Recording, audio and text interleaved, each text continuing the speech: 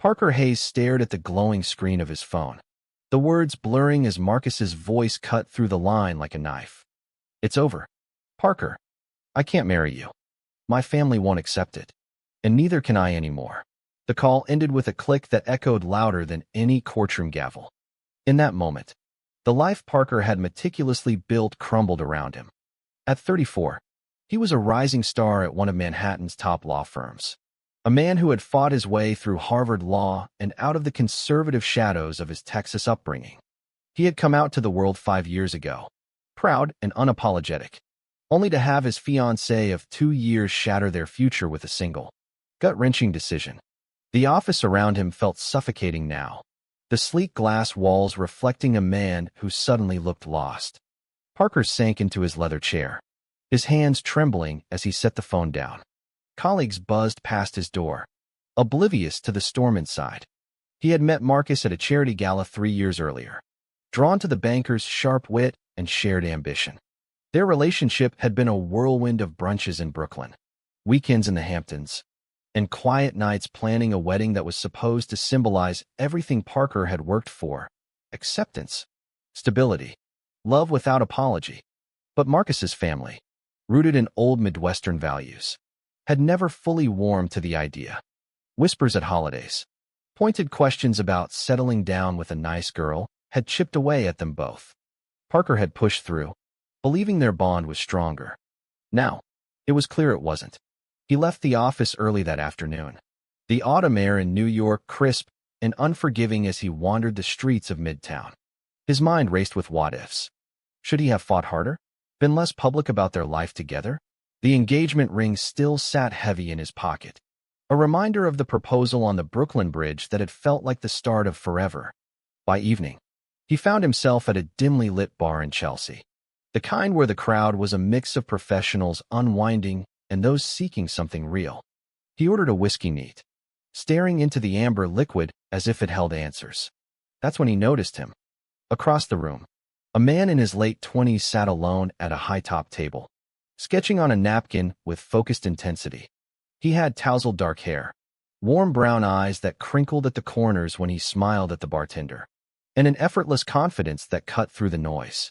Parker didn't know why he approached, but something in the man's easy posture pulled him in. "Mind if I join you? Looks like you're creating art in the middle of chaos." The man looked up, his smile genuine and disarming. "Evan Torres. And yeah, chaos is my specialty. Graphic designer by day, napkin doodler by night." They talked for hours.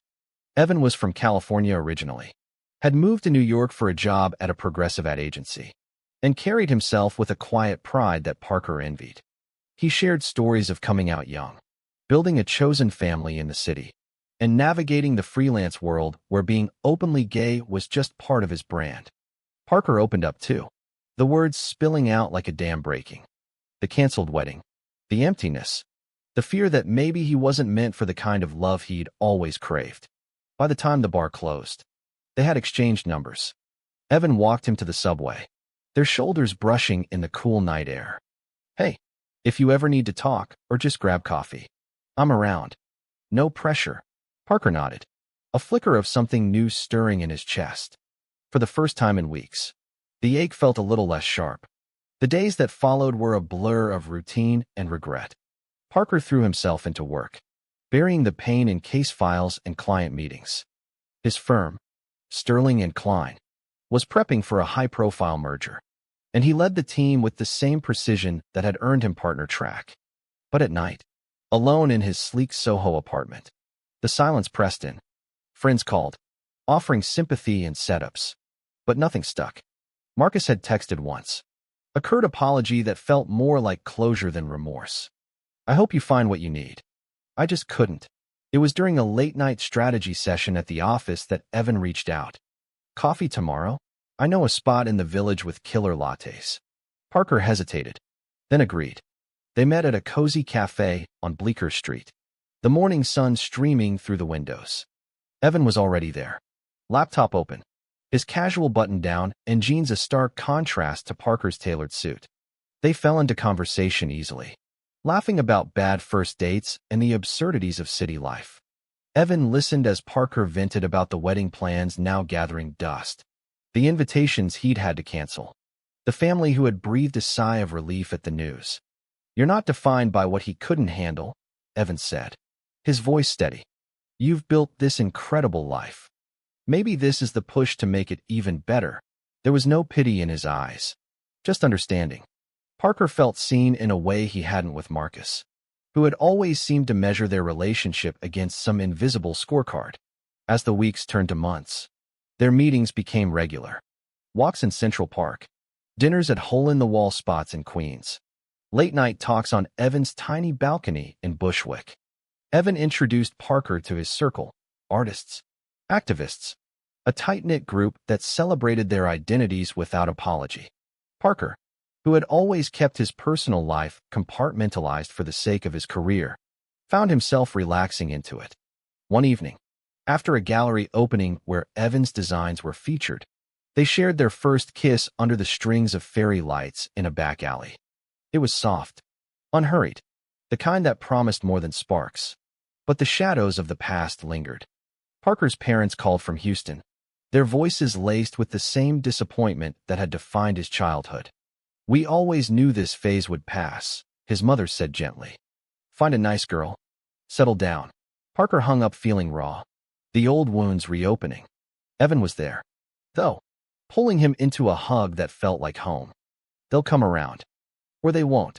But you don't have to carry their expectations anymore." Work offered its own complications. A new case landed on Parker's desk, representing a nonprofit suing a major corporation for discriminatory hiring practices against LGBTQ employees. It was the kind of pro bono work that aligned with his values. But the partners at the firm raised eyebrows. "Keep it low-key.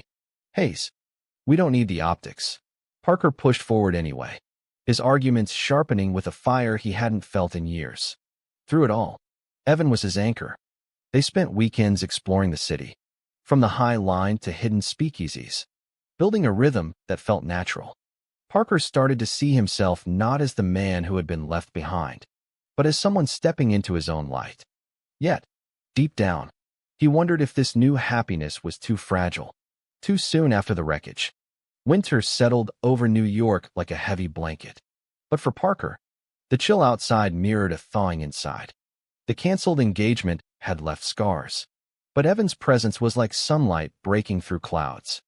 Their relationship deepened in quiet ways, marked by small gestures that spoke volumes. Evan would surprise him with homemade dinners after long days at the firm, or drag him to indie film screenings where they whispered critiques in the dark. Parker, in turn, found himself opening up about the parts of his life he'd kept guarded, the bullying in high school, the nights he'd cried alone after his first heartbreak, the relentless drive to prove he belonged in a world that often didn't make space for men like him. One Saturday morning, they met for brunch at a sunny spot in Williamsburg. Evan arrived with a sketchbook under his arm, his energy infectious as always. "I have an idea for your office," he said, flipping to a page of bold, abstract designs. "Something to remind you that success isn't just about the wins in court." Parker laughed, but the gesture touched him deeply. Marcus had never understood that side of him, the need for beauty amid the grind. With Evan, it felt effortless. As they ate, Parker shared more about the case. The client's story is heartbreaking. Fired after his husband posted about their anniversary online. The company's defense is flimsy, but they're fighting dirty. Evan's eyes lit up. "That's why you're perfect for it. You've lived it." Their conversation flowed into the afternoon, wandering through the neighborhood's street art scene. Evan pointed out murals that celebrated queer icons, his passion for storytelling through visuals igniting something in Parker. By evening, back at Evan's apartment, they curled up on the couch watching an old movie. The kiss that followed was deeper, charged with the promise of what they were building. But not everything was seamless. Parker's firm announced a major client event, a gala at the Met, and he hesitated to bring Evan. "It's work," he explained over the phone. "I don't want to mix things." Evan paused, his tone even but firm. "I get it. But hiding who you are doesn't make the spotlight any brighter." The words stung because they were true. Parker had spent years navigating the corporate ladder as an out gay man. But the higher he climbed, the more he felt the pull to conform. That night, alone, he stared at the ceiling, replaying Marcus's breakup. Had he been too much? Too visible? The turning point came unexpectedly. Evan's agency was pitching a campaign for a major LGBTQ nonprofit, and he invited Parker to the presentation. Sitting in the bright conference room, Parker watched Evan command the space, his ideas blending creativity with advocacy. The clients loved it. And afterward, Evan pulled him aside. See, we don't have to choose between our worlds. They can intersect. Inspired, Parker decided to bring Evan to the gala.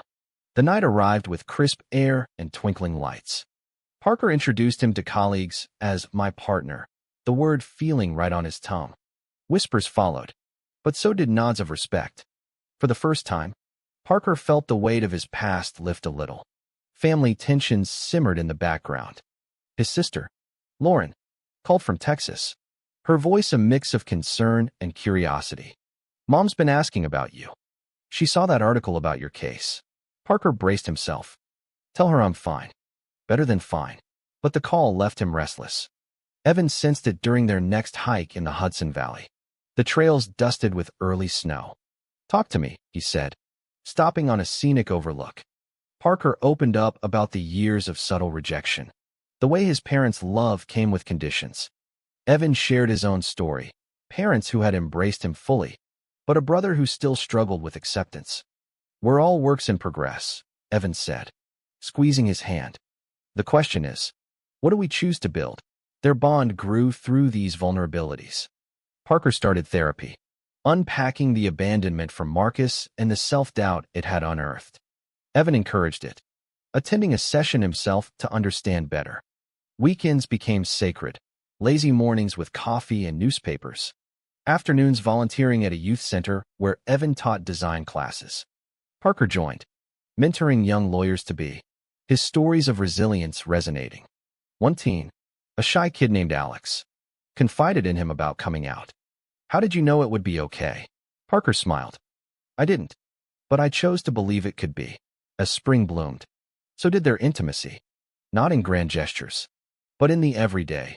Evan leaving notes in Parker's briefcase, Parker surprising him with tickets to a Broadway show. The firm noticed Parker's renewed focus, his arguments sharper, his leadership more compassionate. The case progressed to trial prep, and Parker poured himself into it, drawing strength from the man beside him. Yet, a nagging doubt lingered. Was this love real, or just a rebound? Evan had never pushed for labels, but Parker felt the need to define it, to claim it proudly. One evening, after a particularly grueling day, they cooked together in Evan's kitchen. Laughter filled the space as flour dusted the counters. I love this, Parker said suddenly, the words slipping out. Evan turned, his smile soft. Me too. All of it, in that kitchen, with the city humming outside. Parker realized he was falling. Hard. But the path ahead wasn't clear. Old ghosts and new pressures loomed, and he wondered if their love could withstand the storms brewing on the horizon. Summer in New York brought a relentless heat that matched the intensity building in Parker's life. The trial date for the discrimination case loomed, and with it, the scrutiny from every corner. His partners at Sterling and Klein grew wary, pulling him into closed-door meetings. This could alienate clients, one warned. Parker stood his ground. Or it could define us as leaders. Evan was his sounding board, their evenings filled with strategy sessions over takeout. You've got this, he'd say, his belief unwavering. Their relationship hit new depths during a weekend getaway to the Catskills. They rented a cabin, the woods alive with the scent of pine. Mornings were hikes and swims in the lake. Afternoons lazy with books and conversation. One night by the fire, Parker opened up about Marcus again. I thought he was my forever. Now I see he was just a chapter. Evan listened, then shared his fears. I've been the rebound before. I don't want to be that for you. Parker pulled him close. You're not. You're the reason I'm writing the next one. Their connection that night felt like a vow. Unspoken but profound. Back in the city, real-world tests arrived. Evan's agency faced backlash over the campaign. Conservative groups protested, calling it agenda pushing.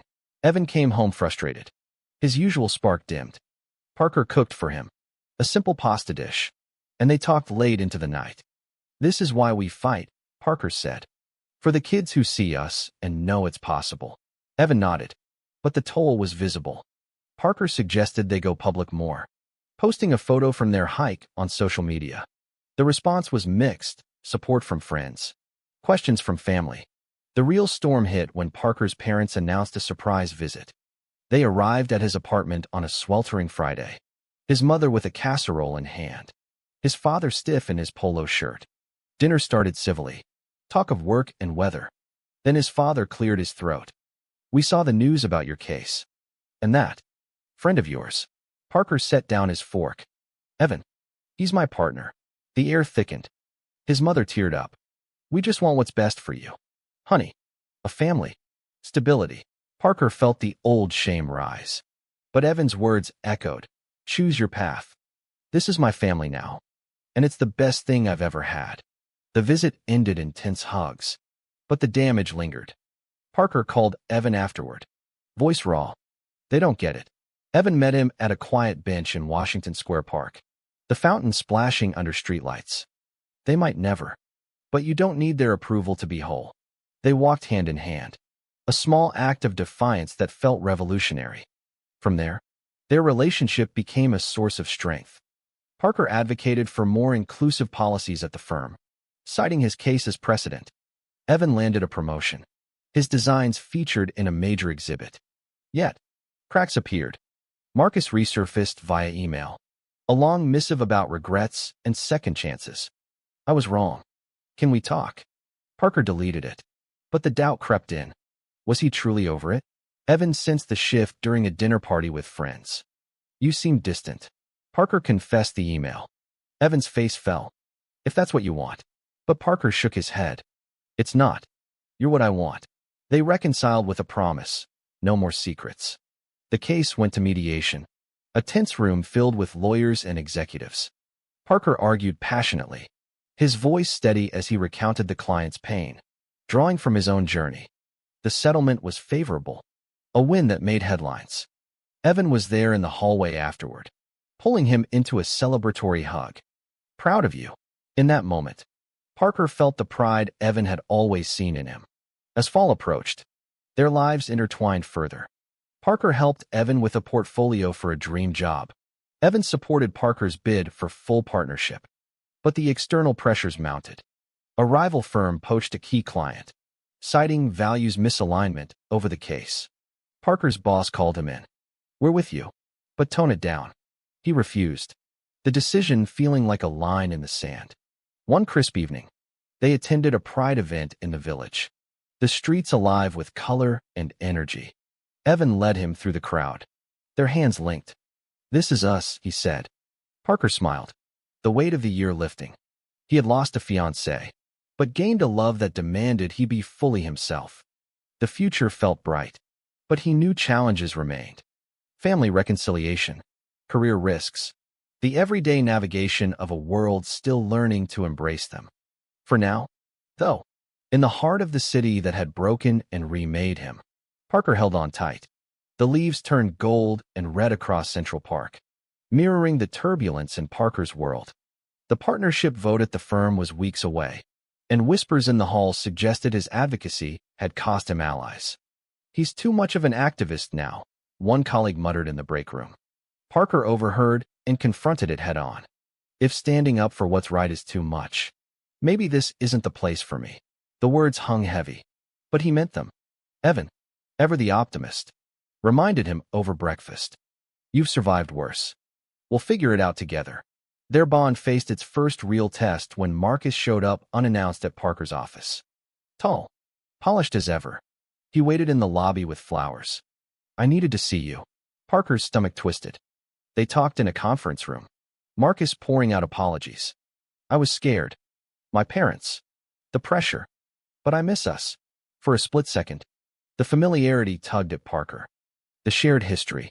The ease of their old life. But then he thought of Evan. The laughter. The support. The way he made Parker feel seen beyond the suit and tie.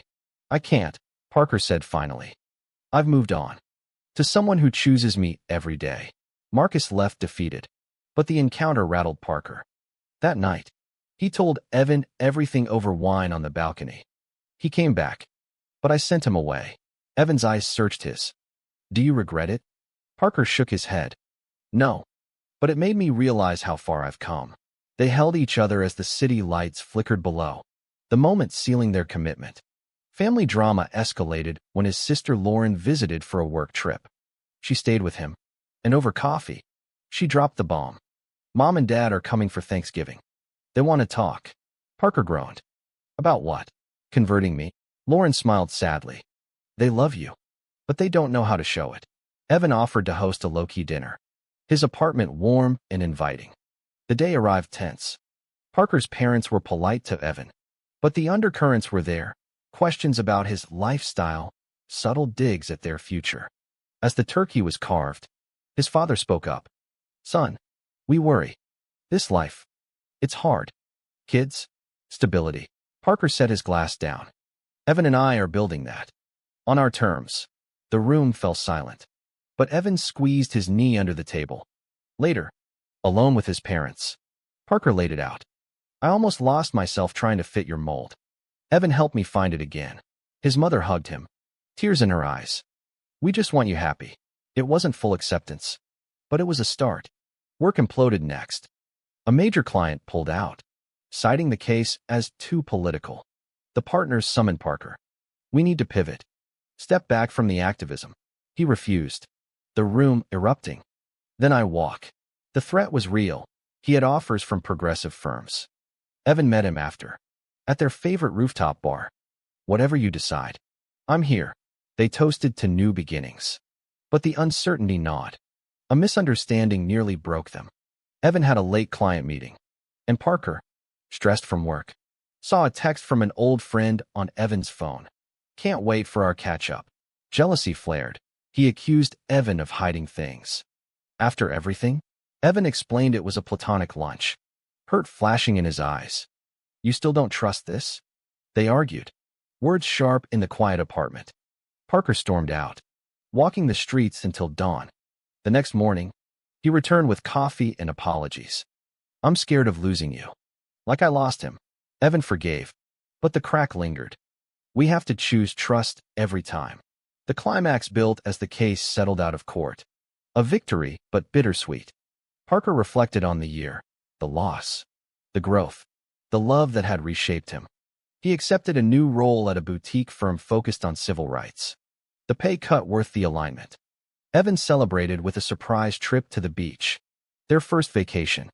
Walking the sand at sunrise. Parker proposed in his own way. Marry me? Not because it's easy, but because it's us. Evan's yes was immediate. Tears mixing with the sea spray. Yet, as they planned, old doubts resurfaced. Marcus emailed again, this time about a mutual friend. Parker ignored it, but the fear of history repeating haunted him. Evan noticed during a fitting for suits. Talk to me. Parker confessed. What if I'm not enough? Evan cupped his face. You are, and we'll prove it together. Their embrace in the shop window, reflected in the glass, felt like a declaration. Thanksgiving came, and this time, the family dinner included Evan's parents from California. A blended table of laughter and stories. Parker's father raised a glass. To new traditions. It was progress. Imperfect, but real. As the year closed, Parker stood on the edge of everything. A new job, a deeper love, a self he finally owned. But the final test waited in the new year. A boardroom battle that would force him to choose once more. The new year dawned with fresh snow blanketing New York. A clean slate for the battles ahead.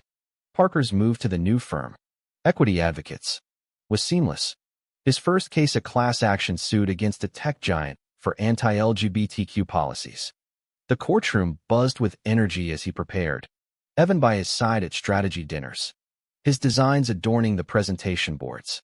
This is your moment, Evan said one night. Their bodies tangled in sheets after a long day. Parker smiled into the dark. Hours. But victory demanded sacrifice. The opposing counsel was relentless, digging into Parker's personal life, leaking stories to the press about his agenda. Headlines screamed, lawyers' gay romance clouds judgment. Parker read them in his office. Fists clenched, Evan found him there, pulling him away for a walk in the snow. They're scared of what we represent. Together, they faced the media storm, Parker giving interviews that highlighted their story without apology. The trial's peak came in February, a packed courtroom under fluorescent lights. Parker delivered his opening, voice steady as he wove the client's stories with his own. This isn't about politics. It's about dignity. Evan sat in the front row, his presence a quiet force. Cross-examinations dragged on, but Parker's team held firm. During a break, Marcus appeared in the hallway, his face pale. "I saw the news. I'm sorry for everything." Parker met his eyes. "Apology accepted. But this is my life now." Marcus nodded and left. A final chapter closing. The verdict came swift, a landmark win. Millions in damages. Policies changed. Cheers erupted as Parker exited, Evan waiting with open arms. They celebrated that night at a rooftop party with friends. The city sparkling below. Toasts rang out, laughter filling the air. But in a quiet corner, Parker turned to Evan. "I almost lost this." "Us." Evan kissed him softly. "We fought for it. And we won." Spring brought wedding planning. Simple and true to them. A ceremony in a sunlit park. Vows exchanged under blooming trees. Parker's parents attended, his mother tearing up as she hugged Evan. "Welcome to the family." Lauren stood as a witness, her support unwavering. Evan's family flew in, the blend of cultures creating a tapestry of joy. As they said, "I do," Parker felt the pride swell, not just in the moment, but in the journey that led there. Life settled into a rhythm of purpose. Parker thrived at the firm, mentoring the next generation. Evan launched his own studio, their home a hub of creativity and love. Yet, challenges persisted, a family member's quiet disapproval, a client's hesitation over their visibility. They navigated them with open talks, therapy sessions, and the unbreakable thread of their bond. One evening, as they watched the sunset from their balcony, Parker reflected, "Would I change any of it?"